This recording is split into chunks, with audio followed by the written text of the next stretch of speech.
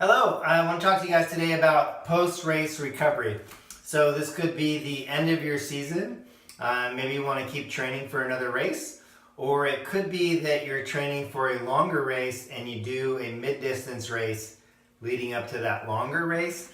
And so you still need a little bit of recovery time leading up to that longer race. How much time, we'll get into that at the end. A lot of it is going to depend on the race you're training for and the race that you just did. So first of all, let's talk about rest versus active recovery.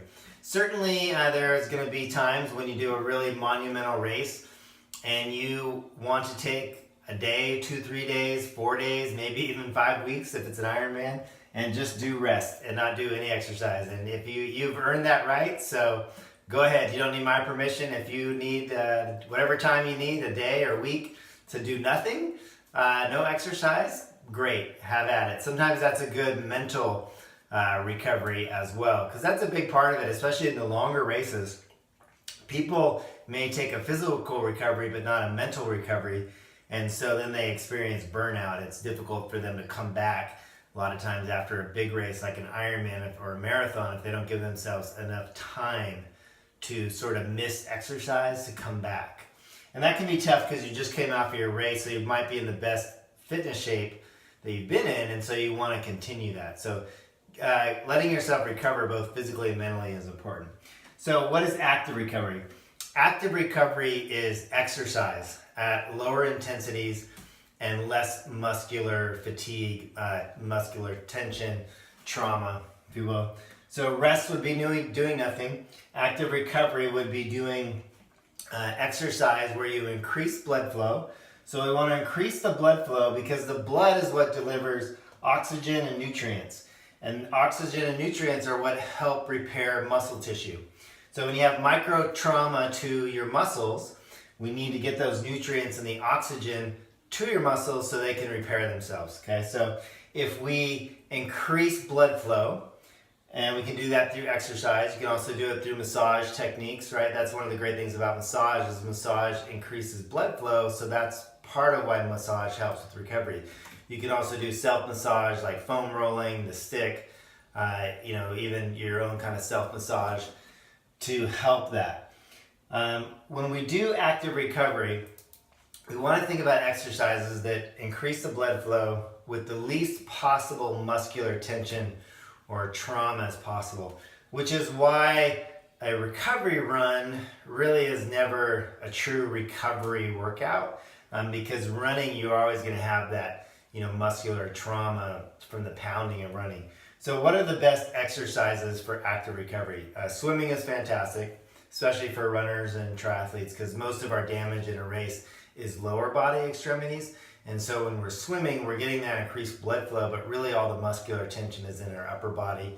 Very tiny amount in our legs with the kick, but not much at all. So swimming is great. Cycling can be really good. It really depends on how you cycle. If you go out and you do a big hill workout or you do a lot of sprints, a lot of low cadence work, that is definitely not recovery because that's a lot of muscular recruitment, a lot of muscular tension. But if you go out, especially if you go flat or you're on your trainer, and you get a really high cadence along with low muscular tension, that's going to be a good recovery workout. Obviously, you can have high cadence and still have a lot of force, a lot of muscular recruitment, and that's not an active recovery workout. So cycling, we want to keep the cadence high and we want to keep the tension low. Okay. Aqua jogging, deep water running, same thing, in a pool, not touching.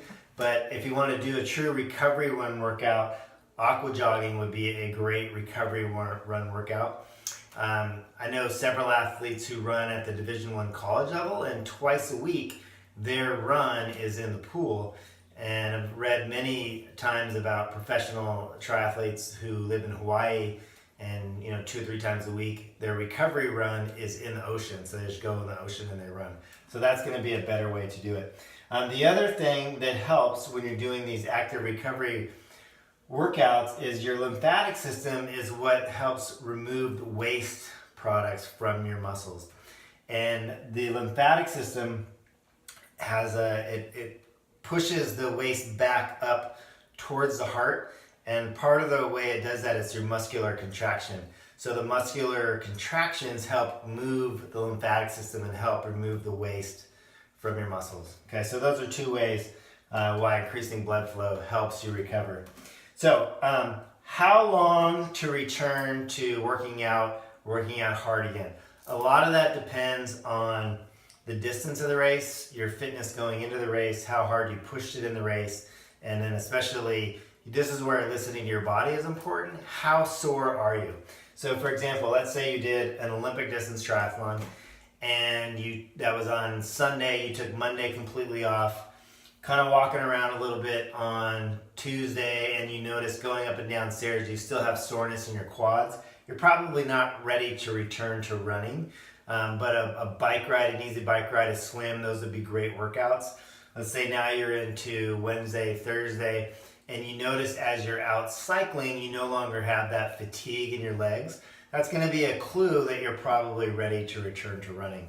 So depending on, like, if it's a half Ironman, what I'll typically do is take 10 days with active recovery cycling and swimming workouts, and then return to running about 10, 11 days after the race. But I'm still getting in lots of exercise that's just coming in the form of more active recovery workouts through swimming and cycling. Okay? So you really have to listen to your body to figure out how soon is the right time for you to return to vigorous, strenuous workouts. Okay?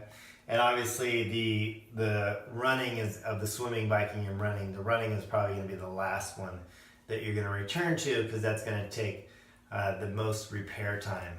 Okay? Any questions? Just put them in the comments. Happy recovery.